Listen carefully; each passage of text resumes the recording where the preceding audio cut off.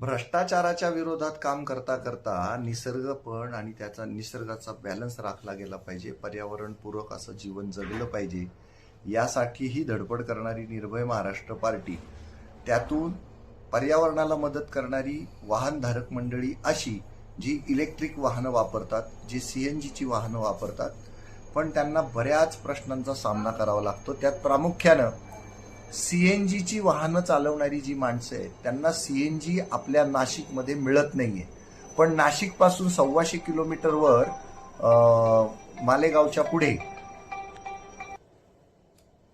तर झोडगे नावाचं जे गाव आहे ते नाशिक जिल्ह्यातच आहे, मालेगाव तालुक्यातच आहे. तिथे फार मोठ्या प्रमाणावर सीएनजीचं एमएनजीएलचं मोठं प्रोडक्शन सेंटरच आहे आणि तिथून जवळपास 100 किलोमीटरच्या परिसरामध्ये लोकांना सीएनजी पंपावर सीएनजी मिळतोय. पण जसं तुम्ही चांदवडच्या पुढे निघता सीएनजीची उपलब्धता नाही, अगदी इगतपुरीपर्यंत. आणि एकच विल्लोळी जवळचं एक मोठं आउटलेट आहे, पण तिथे सुद्धा मिळत नाहीये सध्या. काय प्रॉब्लेम आला आहे की पाईपलाईनच्या मार्फत तो काही सीएनजी मिळत नाही. त्यामुळे यांना 12-12, 15-15 मोठे ते 16-16 चाकी जे टँकर आहेत त्याच्या थ्रू तो सीएनजी आणावा लागतोय आणि त्या मार्फत सगळ्यांना सप्लाय करावा लागतोय.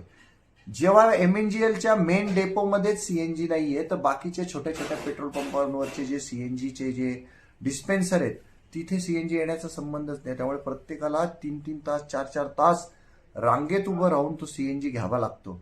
बरं, असं नाहीये की 100-200 लिटरचा ड्रम नेला आणि तो भरून आणला, असं काही करता येत नाही. डिझेल पेट्रोल जसं कॅनमध्ये तुम्ही आणू शकत होते पूर्वी, आता तर तिथेही आणता येत नाही. तर तुमच्या गाडीचा जेवढा कंटेनर आहे तेवढीच इतका टँक आहे, कपॅसिटी आहे, तेवढाच तो घेता येतो. त्यामुळे लोकांची फार मोठ्या प्रमाणावर गैरसोय होते. निर्भय महाराष्ट्र पार्टी तुम्हाला आश्वस्त करते की ही सीएनजीची रांग आम्ही बंद करून दाखवू. आणि देवा भाऊ, तुम्ही मुख्यमंत्री आहात आमचे, तुमचे संकटमोचक गिरीश महाजन सर इथं असतात, दादा भुसे साहेब इथं असतात, इथं 13-15 आमदार आहेत. मग ते करतात काय तुमच्या सहित सगळेजण? नाशिकवर एवढा अन्याय करायचं कारणच काय? कुंभमेळा मंत्री देऊन ठेवला, इथं कुंभमेळ्याचं आयोजन नियोजन होणार आहे तुम्ही सांगतात.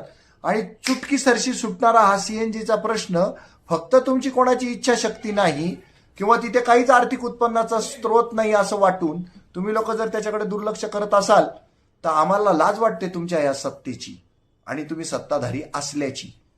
ताबडतोब सीएनजीचा प्रश्न सॉल्व्ह करा. या लोकांनी सीएनजीच्या गाड्या घेऊन पाप केलेलं नाही, महापाप केलेलं नाहीये. पर्यावरणाला मदत करणारी माणसं आहेत ही. खिशाला चाट मारून त्यांनी ह्या सगळ्या गोष्टी करून घेतलेल्या आहे. 20-20, 30-30 लाख